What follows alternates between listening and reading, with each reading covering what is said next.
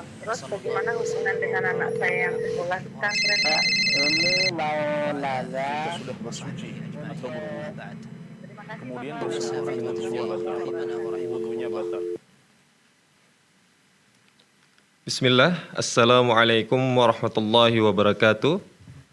Alhamdulillah, salatu wassalamu ala rasulillah wa ala alihi wa sahbihi wa mawalah wa la hawla wa la quwata illa billah amma ba'd.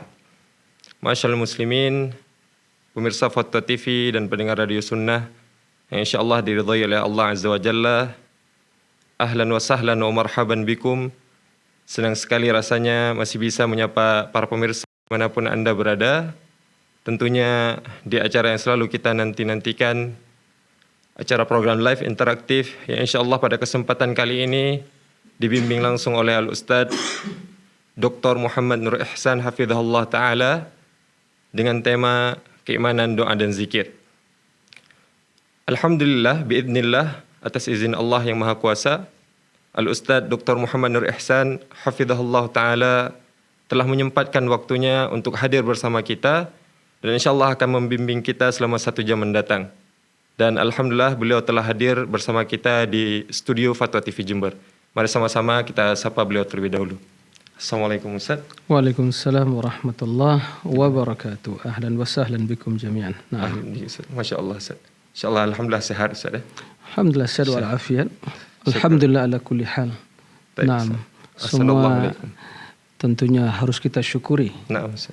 Karena semua pasti ada hikmah dan kebaikan yang diberikan oleh Allah kepada kita semua. Nah, alhamdulillah. Alhamdulillah. Tapi Ustaz, seperti biasa Ustaz mungkin untuk mengawali acara kita, Ustaz, kita meminta kepada Ustaz untuk memberikan kepada kita semua beberapa nasihat untuk mengawali acara kita pada kesempatan kali ini Ustaz. Nah. Fadhal Ustaz. Barakallahu fiik. Nah. Assalamualaikum warahmatullahi wabarakatuh. Alhamdulillah wassalatu wassalamu ala rasulillah wa ala alihi wa sahbihi wa man wala wa la hawla wa la quwwata illa billah. Ikhwatal iman, para pemirsa dan kaum muslimin, para pendengar di mana saja antum berada, semoga senantiasa dalam lindungan Allah Subhanahu wa taala. Sebagaimana yang kita maklumi bersama dan juga bahwa merupakan salah satu prinsip dasar akidah keimanan kita kepada Allah dan kepada Rasulullah sallallahu alaihi wasallam, menjadikan Allah dan Rasulnya yang lebih kita cintai dari siapapun yang ada di permukaan bumi ini. Tidaklah sempurna iman seseorang kecuali bila Rasulullah sallallahu alaihi wasallam menjadi orang yang paling dia cintai dari diri sendiri, dari orang tuanya dan manusia di permukaan bumi ini. Sebagaimana sabda Nabi SAW, la yu'minu ahadukum hatta akuna ahabba ilaihi min walidihi wa waladihi wan nasi ajmain. Tidaklah sempurna iman seseorang kalian kecuali bila aku menjadi orang yang paling dia cintai daripada orang tuanya dan anaknya, kemudian manusia.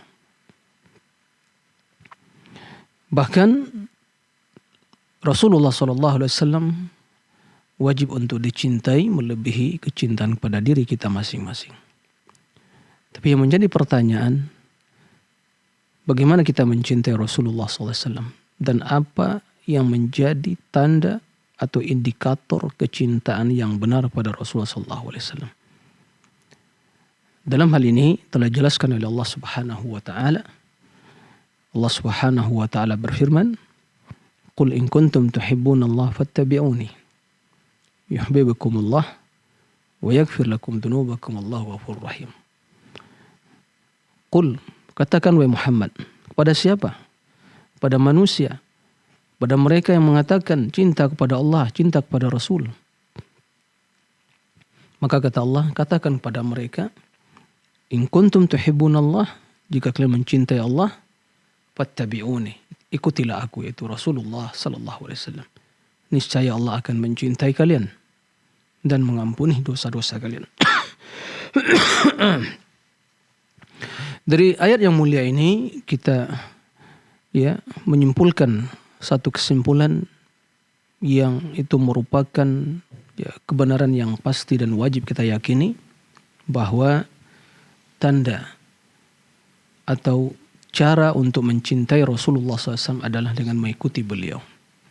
Siapa yang mengatakan dia mencintai Rasulullah tapi tidak mengikuti Rasul SAW dalam akidahnya, dalam ibadahnya, dalam akhlaknya, dalam perilaku kesehariannya, maka dia telah berdusta.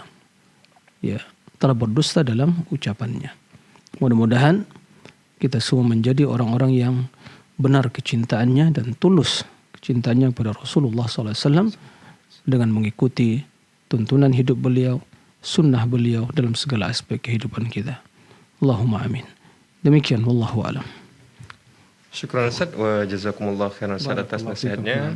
Semoga dengan nasihat tersebut menambah keimanan kita kepada Allah dan menambah semangat kita untuk terus menuntut ilmu dari Allah Azza wa Jalla. Amin amin ya rabbal alamin.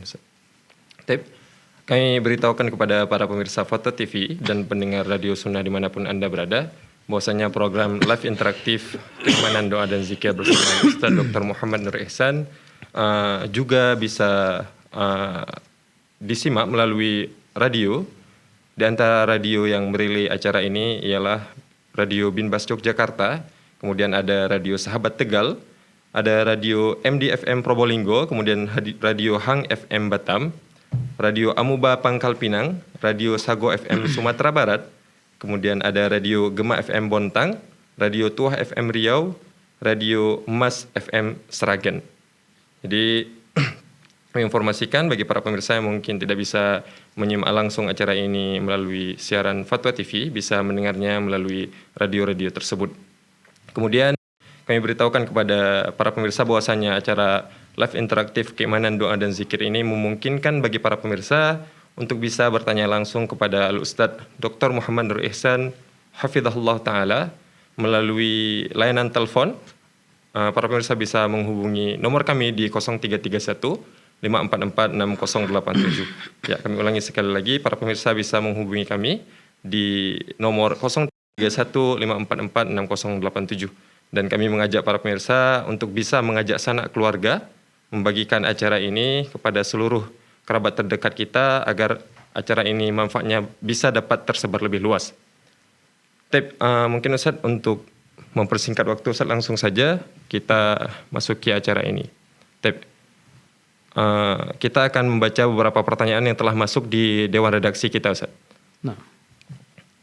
Pertanyaan pertama, Ustaz, ada pertanyaan dari Asep Hakim di Jawa Barat, Ustaz. Bismillah, Ustaz. Mau tanya, Ustaz, kalau kita sudah punya mertua, apakah doanya diganti jadi Robbayana, bukan Robbayani? Mohon pencerahannya, Ustaz. Jazakumullah khairan, Ustaz. Nah. Ya, terima kasih kepada Asep Hakim Jawa Barat. Barakallahu fiik atas pertanyaannya. Jika seorang memiliki mertua, jika orang tua yang mendidik selama hidupnya, mendidik anak tersebut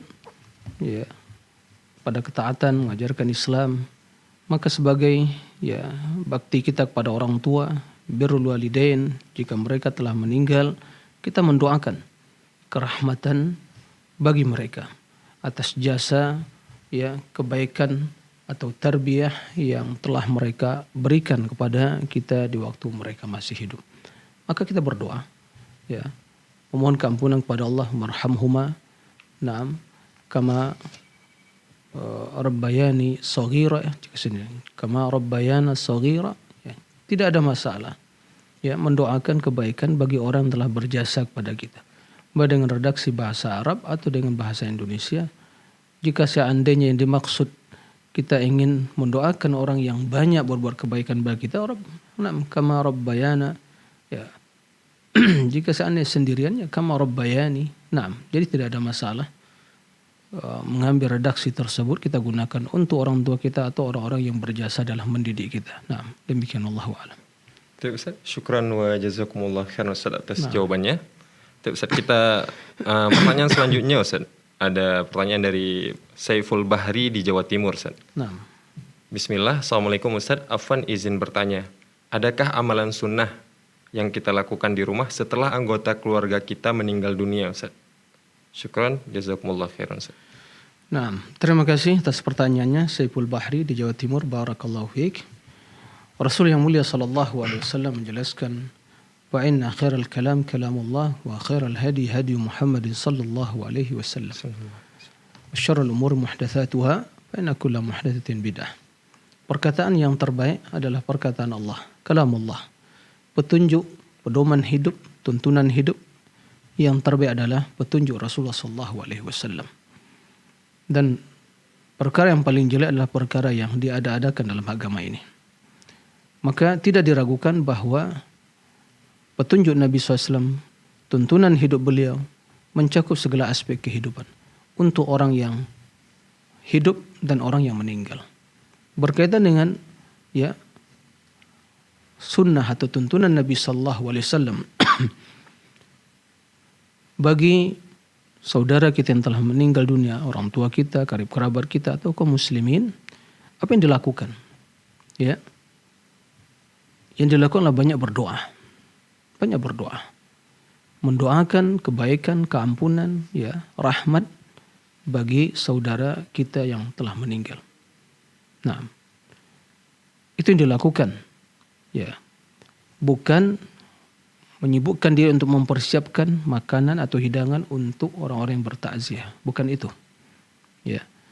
Bahkan yang seharusnya adalah tetangga, karib kerabat, yang mungkin tidak serumah dengan kita datang, mempersiapkan makanan tersebut untuk keluarga yang telah mendapatkan musibah atau sedang berlangsung kawat tersebut. Itu yang dilakukan. Jadi banyak berdoa. Makanya kalau kita perhatikan, mulai dari mayat, kemudian disolatkan, kemudian dikuburkan, kemudian setelah dikuburkan, apa yang dilakukan Nabi Sallallahu Alaihi Wasallam? Solat, dan isinya adalah doa, keampunan, untuk dimasukkan ke dalam surga, untuk dimaafkan kesalahannya. Nah, kemudian begitu telah dikuburkan, Rasulullah SAW sejenak berdiam diri di kuburan tersebut sembari mengingatkan para sahabat untuk mendoakan saudara mereka yang telah dikuburkan tadi. Kata Nabi SAW, "Is'alu li akhikumut thabat fa innahu al-an yus'al."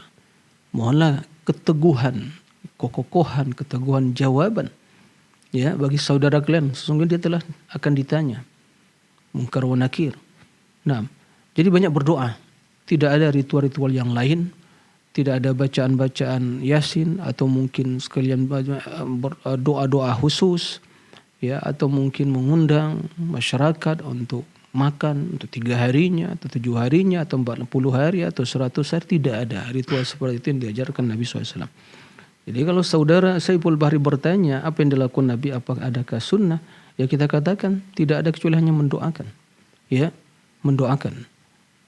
Mendoakan saudara yang telah meninggal untuk mendapatkan kerahmatan, keampunan, dan semoga kuburannya menjadi taman dari taman-taman surga dan kesalahan dimaafkan oleh Allah Subhanahu wa taala. Itu yang harus dilakukan. Nah, demikian wallahu a'lam. Ustaz, syukran wa jazakumullah khairan Ustaz atas jawabannya. Alhamdulillah Ustaz telah masuk salah satu penelpon kita yang pertama untuk kali ini Ustaz, ada Ibu Zainab di Bima Ustaz. Nah. Assalamualaikum Fatwa TV. Ya, waalaikumsalam warahmatullahi wabarakatuh. Ya, silahkan Ibu pertanyaannya. Ya, assalamualaikum Ustaz. Waalaikumsalam warahmatullahi wabarakatuh. Naam. Nah, ini Pak Ustaz, di tempat saya setiap mau nikah itu suka ada ritualnya kayak gini Pak Ustaz. Dia meletakkan pacar di atas tangan pengantin perempuan sambil ibu-ibu itu menyebarkan beras kuning, terus sambil dibacakan selawat badar gitu. Ya, halo Ibu. Iya halo. Ya. Sambil dibacakan selawat badar gitu. Apa emang itu ritual itu diperbolehkan dalam Islam gitu? Tadi apa? Beras kuning ya Bu ya? Beras kuning. Jadi pengantin itu nikah itu diletakkan pacar di atas tangan perempuan, tangan pengantin perempuan, sambil ditabuh di beras kuning itu dilontarkan beras kuning sambil dibacakan selawat badar. Ya. Itu yang pertama. Yang kedua, pengen nanya emang hukum selawat badar itu bagaimana? Soalnya saya sering pernah dengar juga ada ustadz di TV Islam yang katanya ada unsur syiriknya selawat badar itu. Apa itu, Bu? Coba Ibu baca apa salawatnya. Saya nggak hafal salawatnya. Kan itu yang selawat badar itu yang biasa, yang sholatullah salamullah apa segala itu, yang anta samsu anta badru segala itu. Oh, anta badru anta apa semua gitu ya. Nah. Taib. Oke. Katanya ada unsur syiriknya, tapi banyak juga ustadz-ustadz yang itu yang biasa suka bawa. Jadi kita orang awam nih bingung gitu. Yeah. Nah, yang benar itu bagaimana gitu. Taib. Ya udah itu aja dulu ya. Assalamualaikum warahmatullahi wabarakatuh. Waalaikumsalam warahmatullahi wabarakatuh ya. Ya, terima kasih kepada Ibu Zainab di Bima, barakallahu fiik atas pertanyaannya. Jadi tadi yang pertama ritual atau mungkin ya tradisi yang dilakukan bagi pengantin wanita di waktu ya atau sebelum atau mungkin akad nikah atau sudahnya, yaitu apa tadi namanya itu letakkan pacar di atas tangannya. Iya. Kemudian ada beras kuning. Beras kuning, kemudian misalkan salawat badar. Ya ini semua hanya tradisi, tidak ada tuntunannya. Ya, tidak ada tuntunannya. Kemudian masalah beras, itu kan makanan. Ya. Dan itu jelas merupakan tabzir, membuang-buang makanan, itu kan dibeli. Ini jelas bukan tabzir, hal yang diharamkan. Kemudian tidak ada bacaan salawat ya khusus untuk akad nikah atau pernikahan. Ya, menyongsong kedatangan dua mempelai tidak ada. Ya. Apalagi istilahnya salawat badar. Ya, dalam Islamnya salawat ya salawat Ibrahimiyah. Kalau kita ingin bersolawat kepada Nabi sallallahu alaihi wasallam, ya sebagaimana perintah Allah, innallaha malaikatahu yusholluna 'alan nabi ya ayyuhalladzina amanu shallu 'alaihi wa sallimu taslima. Maka kita ucapkan sallallahu alaihi wasallam atau Allahumma shalli ala Muhammadin wa alihi wa sallim, ya, atau dengan ucapan yang lebih panjang ya salawatnya ya salawat Ibrahimi yang kita baca dalam salat tersebut, Allahumma shalli Muhammad wa ala ali Muhammad kama shallaita ala Ibrahim wa ala ali Ibrahim wa barik ala Muhammad wa ala ali Muhammad kama barakta ala Ibrahim wa ala ali Ibrahim fil alamin innaka Hamidum Majid. Itu salawat. Adapun salawat yang diada-adakan ditambah-tambah yang tidak jelas sumbernya, yang mungkin bisa mengandung ungkapan-ungkapan yang menyimpang ya atau yang keliru atau bisa mengandung unsur-unsur kesyirikan dan yang lainnya, ya maklum manusia tidak maksum, ya maka pasti banyak kekeliruan dan kesalahan. Nah, yang menjadi permasalahan kita memiliki semangat bersalawat, tapi masyarakat kita bersalawat ya bukan salawat yang diajarkan Rasulullah. Ya, ini yang bermasalah. Salawat itu ibadah, maka jangan menambah-nambah salawat-salawat yang tidak ada tuntunan dari Rasulullah SAW. Kemudian mengkhususkannya dibaca dalam ya acara-acara tertentu, tidak ada seperti itu ya. Kita bersalawat kepada Nabi dengan salawat yang diajarkan Nabi kapan saja dan di mana saja, terutama apabila nama Nabi SAW disebut. Ya, begitu disebut nama Nabi kita mendengar yang mengucapkan sallallahu alaihi wasallam, Allahumma salli Allahumma salli wa sallim alaihi, seperti itu. Itu yang dilakukan. Jadi intinya tidak ada ya salawat-salawat yang seperti itu. Maka jika barang siapa ingin bersalawat, ingin mengamalkan firman Allah ya sallu alaihi wasallimu taslima, maka bacalah salawat diajarkan Nabi sallallahu alaihi wasallam. Jangan menambah-nambah. Anda, saya, siapapun tidak akan lebih baik dari apa yang telah ya melakukan apa yang telah diajarkan Rasulullah SAW. Kita ingin bersalawat, cinta kepada Rasul, tapi bagaimana Rasul? Seandainya salawat-salawat yang seperti ini atau salawat nariyah, salawat badar dan macam-macam salawat yang diucapkan tersebut itu suatu kebaikan pasti Rasul itu mengajarkan kepada umatnya, mengajarkan pada Abu Bakar, pada Umar, pada Uthman, pada Ali, kaum muhajirin wal ansar. Ya, memang tidak ada satu kebaikan kecuali telah diajarkan Rasul. Maka tinggalkan hal-hal yang mengada-ngada dalam agama ini dan cukupkanlah diri kita dengan syariat Rasulullah, tuntunan Rasulullah. Karena itulah bukti dari cinta kepada Rasulullah sallallahu alaihi wasallam. Nah, demikian Allahu a'lam. Syukran wa jazakumullah khairan Ustaz atas jawabannya, dan kami ucapkan juga jazakumullah khairan atas kebersamaannya kepada Ibu Zainab dari Bima. Ustaz, kita telah terhubung juga dengan penelpon selanjutnya Ustaz. Ada Bapak Suryanto di Jambi Ustaz. Nah. Ya. Assalamualaikum Fatwa TV. Waalaikumsalam warahmatullahi wabarakatuh. Ya, silahkan Bapak pertanyaannya. Ya, baik. Ini pertanyaan berkaitan dengan keguguran ini, yang bagaimana cara penguburan janin yang bentuknya masih dalam gumpalan darah. Kemudian tata caranya bagaimana, dan penguburannya apakah bisa di samping rumah atau harus di pemakaman kan gitu. Jadi kalau pamannya di samping rumah, apakah itu boleh gitu? Sudah berapa bulan Pak? Masih gumpalan darah ya? Berarti belum bentuk manusia berarti, belum ditiupkan roh. Ya. Ya. Ya, cukup Bapak ya? Cukup. Ya. Syukran Bapak. Ya. Jazakumullah khairan. Ya, terima kasih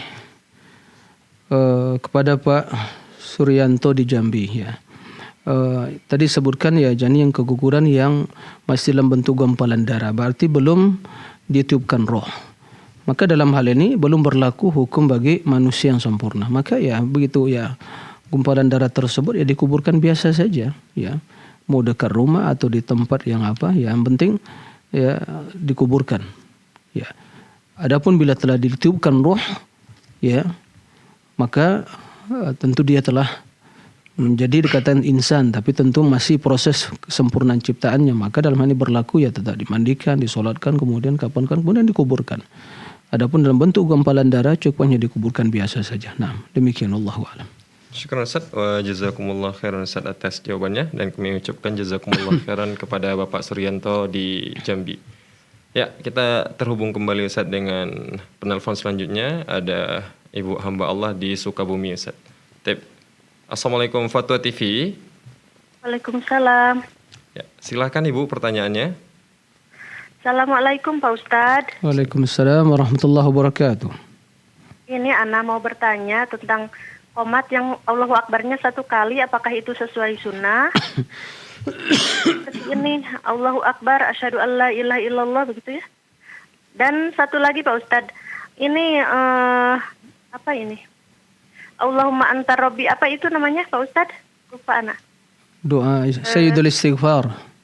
Oh iya, ya. apakah itu bisa dibaca kapan saja gitu, tidak cuma misalnya kapan kita mau, dan la ilaha illallah wahdahu la syarikalah lahul mulku wa lahul hamdu wa huwa ala kulli syai'in qadir, apa itu juga boleh kapan saja gitu? Itu saja Pak Ustadz. Jazakallahu khairan. Wassalamualaikum warahmatullahi wabarakatuh. Waalaikumsalam warahmatullahi wabarakatuh. Ya. Terima kasih kepada Ibu hamba Allah di Sukabumi. Yang tadi pertama pertanyaan tentang masalah lafaz iqamah gitu ya. Apakah takbir itu hanya satu kali saja, Allahu Akbar ya. Kemudian tidak diragukan bahwa kalau ya azan jelas ya, Allahu Akbar ya. Allahu Akbar. Jadi dua kali ya. Jelas. Adapun ya masalah ya iqamah, maka lafaznya lebih sedikit dari azan. Ya, untuk azan maksudnya azan untuk kumandangkan untuk memanggil atau untuk menentukan waktu solat. Sementara iqamah itu untuk yang mendirikan solat. Maka terdapat dalam hal ini tentunya khilaf di kalangan para ulama. Tapi tentunya yang sempurna tetap ya dibaca Allahu Akbar, asyhadu an la ilaha illallah dua kali, tidak baca satu kali. Adapun ya waktu azan ya tetap baca Allahu Akbar ya 4 kali berarti. Naam takbirnya. Maka dalam hal ini iqamah tersebut baca 2 kali. Allahu Akbar, asyhadu an la ilaha illallah, asyhadu anna Muhammadar Rasulullah. Itu 1 kali, 1 kali. Nah, jadi intinya tetap baca 2 kali. Nah, kemudian pertanyaan yang kedua tadi, masalah Sayyidul Istighfar. Apakah doa Sayyidul Istighfar tersebut boleh dibaca di selain waktu pagi atau di sore hari? Itu redaksinya yaitu Allahumma anta rabbi la ilaha illa anta khalaqtani wa ana abduka wa ana la ahdika wa wa'dika mastata'tu. Abu'u laka bi ni'matika alayya wa abu'u bi dhanbi faghfirli fa innahu la yaghfiru dhunuba illa anta. Naam. Jadi doa tersebut merupakan dzikir yang dibaca di pagi dan di petang hari.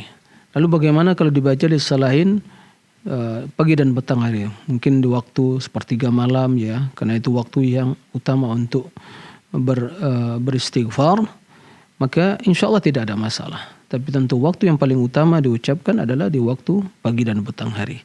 Nah, demikian wallahu a'lam. Baik, syukran wa jazakumullah khairan Ustaz atas jawabannya, dan kami ucapkan juga jazakumullah khairan atas kebersamaannya. Ustaz, kita telah terhubung kembali Ustaz. Terhubung lagi dengan penelpon selanjutnya Ustaz dari hamba Allah di Sumbawa Ustaz. Assalamualaikum Fatwa TV. Waalaikumsalam warahmatullahi wabarakatuh. Ya, persilahkan Ibu pertanyaannya. Iya. Assalamualaikum Pak Ustadz. Waalaikumsalam warahmatullahi wabarakatuh. Ya, begini Pak Ustadz, saya ingin menanyakan bagaimana muqaddimah di dalam berdoa setelah kita tunaikan sholat fardu maupun sholat sunnah Pak Ustadz. Itu yang pertama. Kemudian yang kedua, di kampung kami ada adat kebiasaan kalau pindah ke rumah baru itu baik baru dibeli maupun baru dibangun, ia mengadakan syukuran, mengundang orang untuk sholat berjamaah maghrib, terus tahlilan secara bersama-sama Pak Ustadz. Bagaimana pandangan syariat terhadap kebiasaan seperti ini? Kemudian ada yang mengatakan ya Pak Ustadz, bahwa tahlilan dan maulidan itu memang tidak ada dalil yang memerintahkan, tapi tidak ada juga dalil yang melarang. Jadi menjadi boleh katanya begitu Pak Ustadz. Mohon pencerahannya Pak Ustadz. Barakallahu fiik wa jazakallahu khairan. Assalamualaikum warahmatullahi wabarakatuh. Waalaikumsalam warahmatullahi wabarakatuh. Ya. Ya, terima kasih kepada hamba Allah di Sumbawa ya Ibu ya, yang bertanya pertama bagaimana muqaddimah ya sebelum kita berdoa. Baik itu mungkin di luar solat atau selesai solat atau mungkin di waktu-waktu yang lain. Maka dalam hal ini di antara adab berdoa kita memuji Allah Subhanahu wa taala. Puji-pujian ya dengan memuji nama-nama Allah, menyebut nama-nama Allah dan sifat-sifatnya, kemudian bersalawat pada Nabi SAW ya. Jika kita mengucap alhamdulillahirabbil alamin, nah, kemudian wassalatu wassalamu ala asyrafil anbiya al mursalin bina Muhammad wa ali washabihi wasallim, kemudian kita berdoa ya.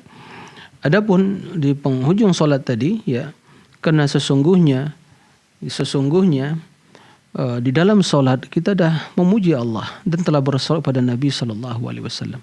Maka jika kita langsung mengucapkan atau berdoa ya, mengucapkan Allahumma inni la dzikrika wa syukrika husni ibadatik atau doa yang lain, bahkan Nabi yang langsung berdoa astaghfirullah itu kan doa memohon keampunan kepada Allah Subhanahu wa taala, maka tidak ada masalah ya. Tapi jika terpisah ya, bukan dalam rangka ya selesai solat, maka mulailah doa tersebut dengan memuji Allah Subhanahu wa taala, memuji Allah Subhanahu wa taala, pujian-pujian yang sesuai dengan kebesaran dan keagungan Allah, memuji nama Allah, menyebut ya, mengagungkan nama-nama Allah, kemudian bertawassul dengan nama-nama Allah Subhanahu wa taala, kemudian kita berdoa. Naam. Adapun yang tadi seorang ingin pindah rumah atau mungkin baik itu yang membangun dari awal atau membeli rumah baru kemudian pindah rumah, mengundang mungkin tetangga untuk makan di rumah, kemudian sholat berjamaah maghrib. Ya, saya itu membaca ya bacaan-bacaan yang ya mungkin yang dah maklum di kalangan mereka.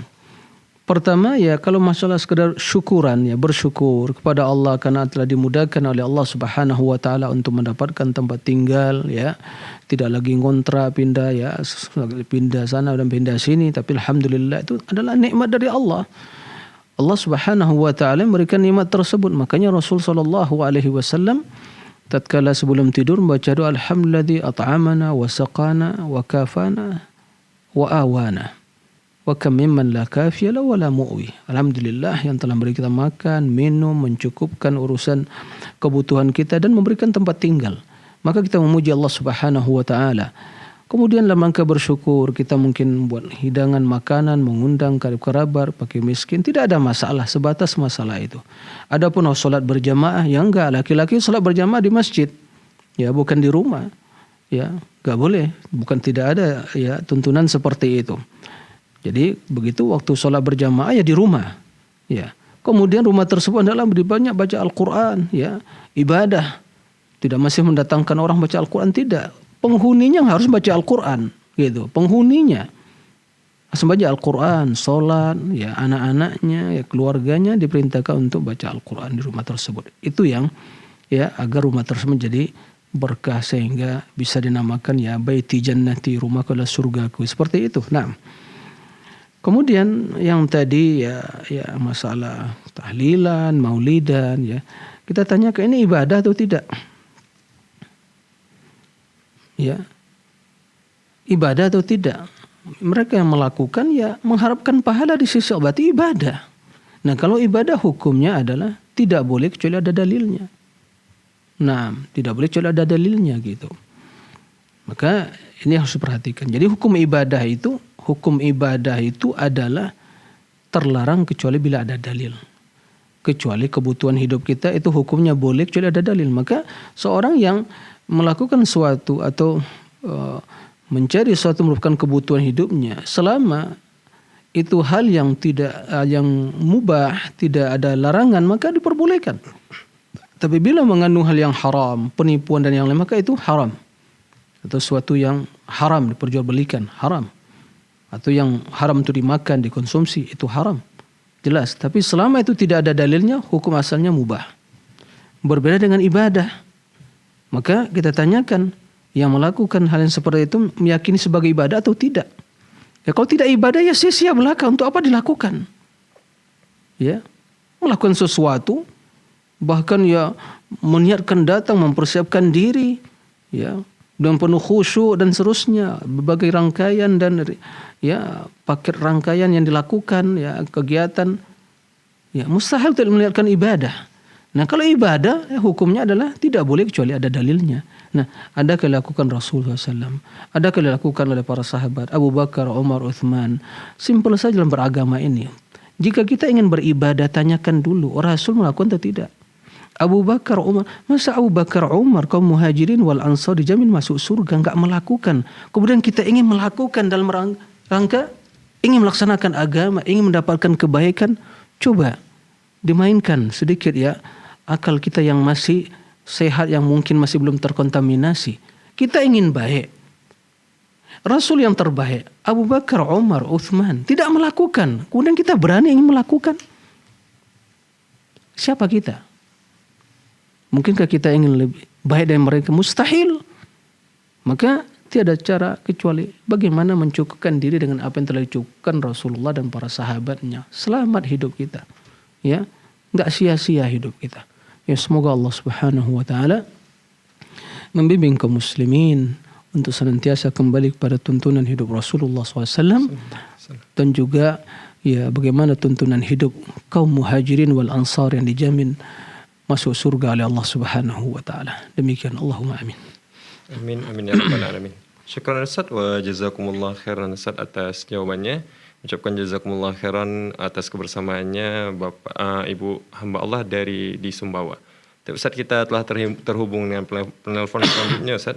Ada Ibu Sri di Aceh. Ya. Assalamualaikum Fatwa TV. Waalaikumsalam warahmatullahi wabarakatuh. Assalamualaikum Pak Ustaz. Waalaikumsalam warahmatullahi wabarakatuh. Pak Ustaz, izin bertanya. Saya lagi penasaran ini Pak Ustaz.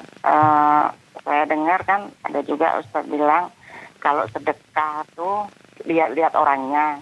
Kalau orangnya tidak beribadah, tidak sholat, itu katanya tidak sampai kita sedekah untuk misalnya untuk orang tua kita yang udah tiada. Tapi gimana kita mau lihat orang sholat, dia tidaknya sholat kan kita nggak tahu Pak Ustadz. Jadi gimana itu solusinya kita biar kita sedekahnya lebih afdol lagi gitu Pak Ustadz. Dan yang kedua Pak Ustadz, gimana kadang orang tetangga kita yang meninggal ada tahlilan, ada 7 hari, terus ada 40 hari, ada apa. Sementara orang semua itu datang semua, kita sendiri nggak datang. Kita udah tahu sunnahnya gitu, dilarang kita datang tempat tahlilan karena itu kan nggak ada dalilnya. Sama tetangga itu kayak mana Pak Ustadz? Kalau kita nggak datang, terus kita diguncingkan sama orang-orang gitu, nggak datang, nggak ngikuti gini. Itu solusinya kayak mana Pak Ustadz? Ya. Saya masih bingung ini Pak Ustadz. Mohon penjelasannya Pak Ustadz. Terima kasih Pak Ustadz. Gitu aja. Assalamualaikum warahmatullahi wabarakatuh. Waalaikumsalam warahmatullahi wabarakatuh. Ya, na'am. Ya, terima kasih kepada Bu Sri ya di Aceh. Barakallahu fiik atas pertanyaannya. Jadi intinya sedekah yang afdal itu, yang lebih utama itu pada siapa? Apakah kita bersedekah itu harus kepada orang yang kita ketahui, ya, oh itu dia orang yang baik, orang yang soleh, ya, sehingga betul-betul dia menjaga solat, ya, atau orang-orang yang membutuhkan, ya, fakir miskin, ya. Maka dalam hal ini sedekah yang paling utama itu adalah pertama, ya, sedekah yang menggabungkan antara kita bersedekah dan silaturahim. Jika seandainya ada keluarga kita yang miskin, yang membutuhkan, maka bersedekah kepada mereka lebih utama. Karena di sana ada makna silaturahim. Ya. Makna silaturahim. Jika tidak kita mendapatkan hal itu, maka kita bersedekah kepada orang yang sangat membutuhkan. Ya. Dia mungkin sama-sama miskin, tapi ada yang mungkin lebih miskin, ya. Kendati mungkin kondisi dan keadaan mungkin ibadah orangnya tidak taat gitu ya. Tapi bila kita niatkan kita bersedekah, membantu saudara kita kaum muslimin, fakir dan miskin, ya, kendati mungkin orangnya tidak soleh, ya, tapi dia muslim, membutuhkan hal itu, maka Allah Subhanahu wa taala akan membalas, menerima sedekah tersebut dengan syarat kita ikhlaskan. Kemudian, ya, seandainya setelah bersedekah kita pada seorang, kita melihat ternyata terbukti setelah itu mungkin harta yang diberikan atau sedekah kita berikan itu gunakan untuk hal yang maksiat oleh dia, maka pahalanya telah sampai kepada kita. Permasalahan dia menggunakan hal tersebut itu dah hak dia. Kecuali kalau kita dari awal tahu, oh enggak, ini kalau orang ini kalau bersedekah mungkin diberikan minuman keras, ya, miras atau mungkin narkoba dan yang lainnya, atau digunakan untuk ya hal-hal yang maksiat, maka lebih baik tidak diberikan, karena kita mengetahui bahwa harta itu akan digunakan untuk bermaksiat pada Allah Subhanahu wa taala. Tapi secara umum kaum muslimin yang fakir, yang miskin, yang butuh, ya, ulurangan tangan kita, maka berikan, ya, ikhlaskan niat, karena sesungguhnya sedekah yang lebih afdal itu tepat sasaran dan pada waktunya. Ya, tepat sasaran dan pada waktunya. Nah, itu yang harus diperhatikan. Kemudian tentang masalah tadi, emang ya cukup ya, dalam kita bermasyarakat cukup ya dilematis sekali. Berbagai tradisi yang berkembang yaitu mayoritas melakukan, dan tatkala kita mengetahui dan kita tidak ingin ikut hadir dalam hal seperti itu, kita dikucilkan, digunjing, macam-macam ya. Ini tantangan dalam hidup. Tapi ingat, ya, di akhirat nanti masing-masing akan dibangkitkan sendirian, mempertanggungjawabkan amalan masing-masing. Tapi kita hendaklah senantiasa bermuamalah baik, ya, akhlak yang baik, muamalah yang baik. Mereka sakit kita jenguk, ya, mereka butuh kita bantu, berikan solusi, ya, dengan harta dan yang lainnya. Tapi dalam acara-acara yang bertentangan dengan syariat, ya jangan diikuti. Kita tidak boleh mengikuti hal-hal yang bertentangan dengan syariat atau dalam hal-hal kemungkaran. Tapi kita tidak boleh memutus hubungan baik dengan mereka.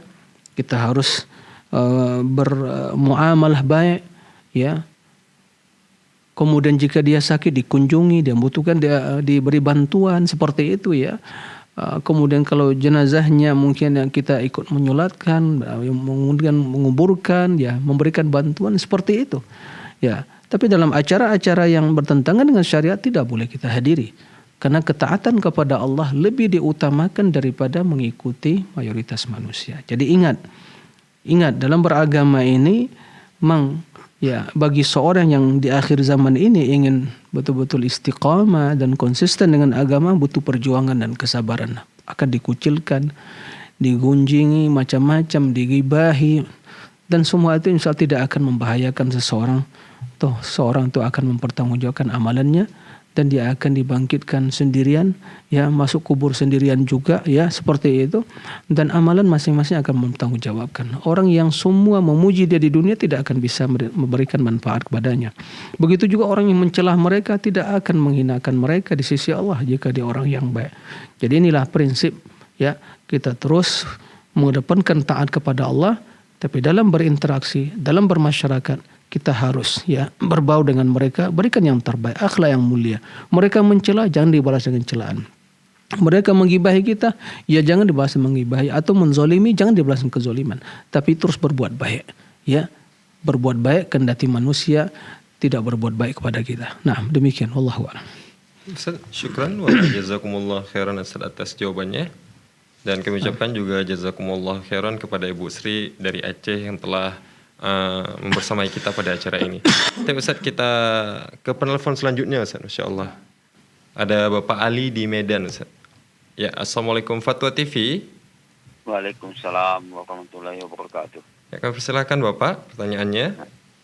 Assalamualaikum Ustaz. Waalaikumsalam warahmatullahi wabarakatuh. Naam. Ini begini Ustaz.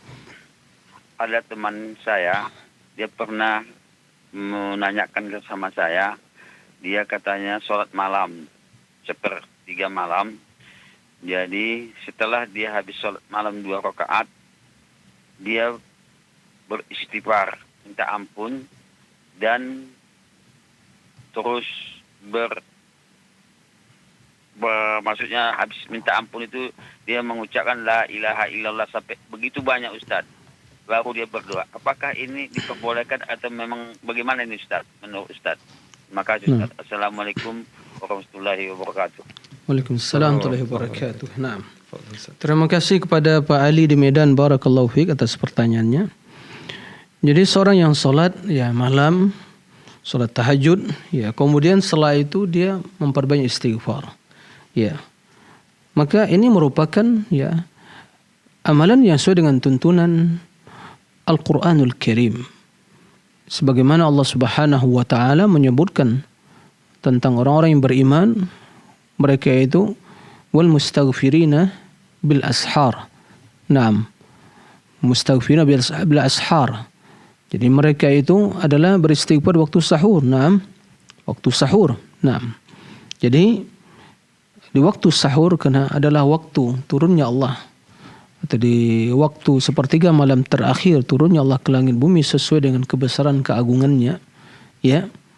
Jangan ditanyakan bagaimana caranya, itu Allah yang hanya mengetahui, tapi kita meyakini sebagaimana dalam hadis Nabi sallallahu alaihi wasallam. Dalam hadis tersebut Allah menyuruh para hambanya, siapa yang mohon keampunan niscaya akan aku ampuni, siapa yang berdoa aku kabulkan, dan siapa yang meminta akan aku beri, kata Allah Subhanahu wa taala.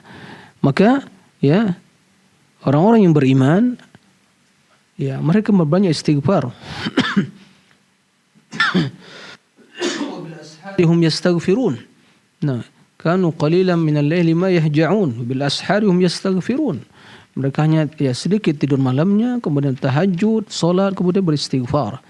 Dan para sahabat ya begitu mereka salat, ya kemudian setelah itu ya memperbanyak istighfar, maka tidak ada masalah. Mengucapkan la ilaha illallah atau ya kalimat tauhid, kemudian atau mungkin hauqalah, la haula wala quwata illa billah, subhanallah walhamdulillah wala ilaha illallah Allahu akbar, tidak ada masalah ya tanpa dibatasi. Tapi dalam hal ini karena waktunya lah waktu untuk memperbanyak istighfar, maka perbanyaklah istighfar, berdoa kepada Allah mohon keampunan, ya subhanallah, ya kemudian la ilaha anta subhanaka inni kuntu minadh dhalimin, Allahumma firli ma qaddamtu wa ma akhartu wa ma asrartu wa ma alantu wa ma anta a'lamu bihi minni antal muqaddim wa antal muakhir la ilaha illa ant. Ya.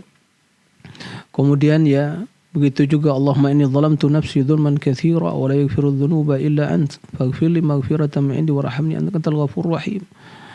Anta lakal hamdu anta qayyimus samawati wal ardi wa ma fihinna wa lakal hamdu anta nurus samawati wal ardi wa man fihinna wa lakal hamdu anta malikus samawati wa ma fil ardi wa man fihinna لك الحمد أنت الحق وقولك الحق ووعدك الحق ولقاؤك الحق والجنة حق والنار حق والساعة حق والنبيون حق ومحمد صلى الله عليه وسلم حق اللهم لك أسلمت وبك آمنت وعليك توكلت وبك خاصمت وإليك أنبت اللهم اغفر لي ما قدمت وما أخرت وما أسررت وما أعلنت وما أنت أعلم به مني أنت المقدم أنت المؤخر لا إله إلا أنت ولا حول ولا قوة إلا بالله. Dia mempunyai doa-doa yang seperti itu, istighfar kepada Allah Subhanahu wa taala. Maka itu yang utama untuk dilakukan. Nah, jika seorang mungkin udah agak letih dalam istighfar, maka baca Al-Qur'anul Karim. Nah, karena itulah waktu yang sangat utama untuk membaca Al-Qur'an, berzikir kepada Allah Subhanahu wa taala. Nah, wallahu a'lam. Terima kasih, syukran wa jazakumullah khairan Ustaz atas jawabannya. Kami ucapkan jazakumullah khairan atas kebersamaannya Bapak Ali dari Medan. Tapi Ustaz, kita terhubung dengan penelpon selanjutnya Ustaz. Ada Ibu Rahma di Jawa Timur Ustaz. Nah. Ya, Assalamualaikum Fatwa TV. Waalaikumsalam warahmatullahi wabarakatuh. Ya, silahkan Ibu pertanyaannya. Ya, Assalamualaikum Ustaz. Waalaikumsalam warahmatullahi wabarakatuh. Ya, semoga Allah melimpahkan anugerah sehat kepada Ustaz. Wah, syabana barakallahu fiik. Syukran katsiran. Naam. Iya. Afwan. Izin bertanya Ustaz, ya, sujud syukur itu dilakukan untuk masalah yang bagaimana ya? Apakah untuk hal-hal yang sepele, misalkan apa ya? Misalkan kalau kita menemukan uang kita yang terstrip di buku, tiba-tiba suatu saat kita menemukan terus kita, Masya Allah, alhamdulillah, sujud syukur gitu. Atau untuk hal-hal yang berat, misalkan biasanya orang-orang kalau sampai di Haramain itu kan langsung sujud syukur atau gimana. Kalau misalkan sujud syukur itu dilakukan untuk hal-hal yang seperti misalkan seperti tadi itu, apakah itu bisa dikatakan merendahkan makna perbuatan sujud syukur sendiri itu atau bagaimana Ustaz? Mohon penjelasannya. Kemudian yang kedua, pernah baca di buku itu kalau Allah itu akan mengampuni dosa-dosa kita di antara sholat-sholat kita, misalkan sholat subuh sampai sholat duhur itu diampuni dosa kita, sholat duhur sampai sholat asar diampuni dosa kita, asar sampai maghrib sampai isya sampai subuh lagi diampuni juga dosa-dosa kita. Itu apakah ada asar atau dalil hadisnya Ustadz? Ya, cukup Ibu? Iya, mungkin itu pertanyaan saya. Syukron, jazakallahu khairan wa barakallahu. Assalamualaikum warahmatullahi wabarakatuh. Waalaikumsalam warahmatullahi wabarakatuh. Ya. Ya, terima kasih ya kepada Ibu Rahma di Jawa Timur, barakallahu fiik, atas pertanyaannya tentang masalah sujud syukur. Artinya apakah ini hanya untuk perkara yang besar ya, atau hal-hal yang mungkin dianggap sebagai hal yang sepele gitu ya, seperti tadi kehilangan duit dapat ya. Sesungguhnya ya perlu diperhatikan masalah hal yang sepele atau besar itu kan juga relatif ya, relatif.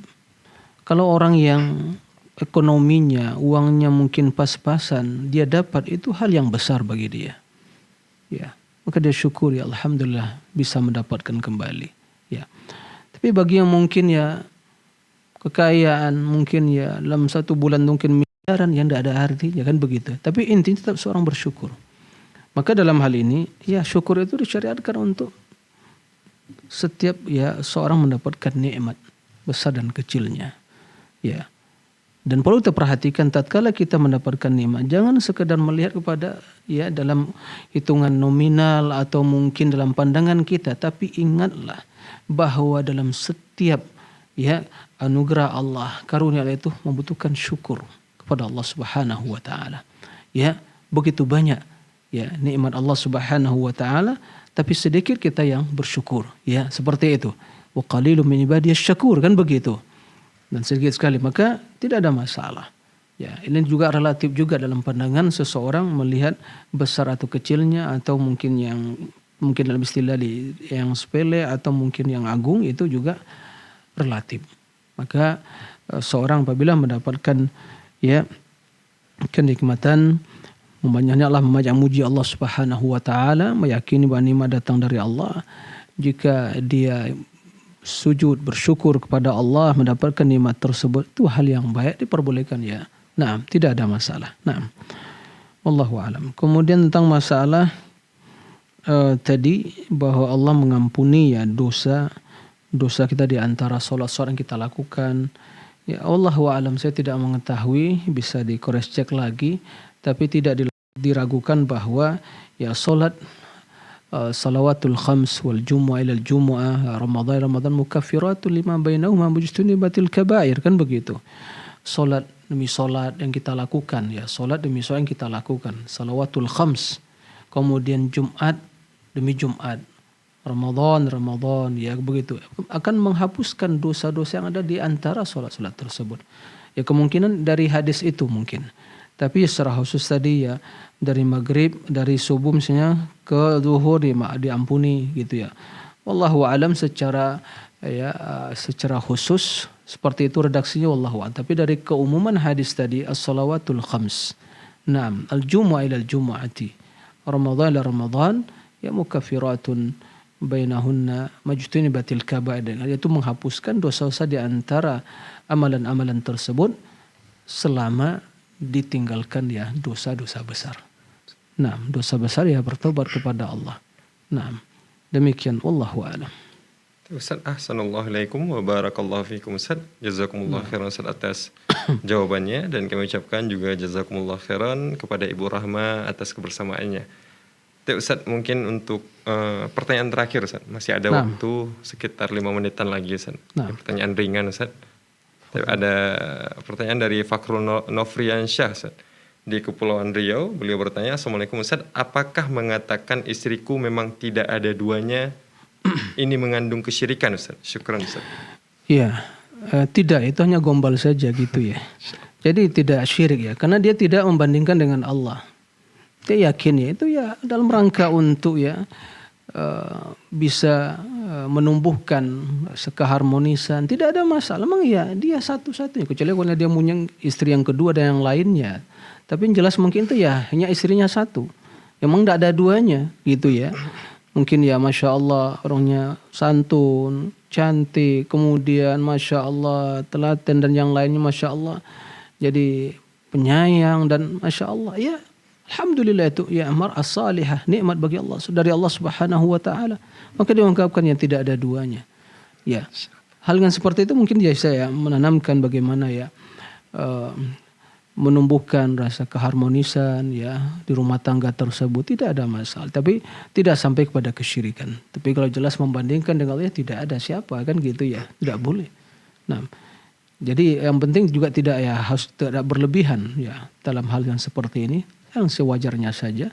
Nah, memang kenyataannya seperti itu. Memang istrinya satu, memang tidak ada duanya kan begitu. Nah, demikian, wallahu a'lam. Syukran Ustaz, wa jazakumullah khairan. Kalau istrinya dua berarti salah nih ungkapannya. Ya mungkin kedua dia mengatakan ya kamu tidak ada duanya. Tidak ada ya mungkin seperti itu. Ya, nah demikian. Barakallah. Ustaz, syukran wa jazakumullah khairan Ustaz. Sekali lagi kami ucapkan terima kasih banyak Ustaz dengan berakhirnya jawaban tersebut Ustaz. Maka berakhirlah perjumpaan kita pada kesempatan kali ini Ustaz, insyaallah. Dan alhamdulillah pada kesempatan kali ini Ustaz kita telah menjawab sekitar 10 pertanyaan Ustaz. Alhamdulillah. Dan terhimpun di kami ada 3 pertanyaan dari Dewan Redaksi kita dan 7 pertanyaan dari penelpon semuanya. Masya Allah, cukup banyak penelpon pada kesempatan kali ini Ustaz.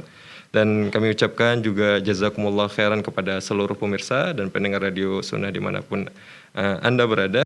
Syukran wa jazakumullah khairan atas kebersamaannya. Juga terkhusus bagi para pemirsa yang telah menghubungi kita secara langsung dan bertanya langsung kepada Al-Ustadz Dr. Muhammad Hafidhahullah Ta'ala. Dan kami mengajak para pemirsa untuk untuk terus ikut mengikuti seluruh acara program di Fatwa TV yang rincian acaranya bisa para pemirsa kunjungi di website kami www.fatwatv.id.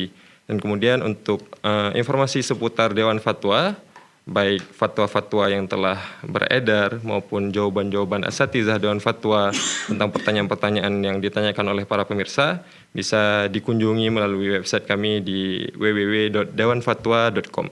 Dan kami ucapkan jazakumullah khairan sekali lagi kepada seluruh kerabat kerja yang bertugas. Saya mewakili seluruh kerabat kerja yang bertugas dari Studio Fatwa TV Jember pamit undur diri. Sallallahu ala nabiyina Muhammad. Wassalamualaikum warahmatullahi wabarakatuh. Ya Allah. Terus bagaimana hubungan dengan anak saya yang sekolah pesantren? Ini mau nanya. Sudah bersuci atau berwudu. Kemudian bersentuhan dengan suami atau wudunya batal.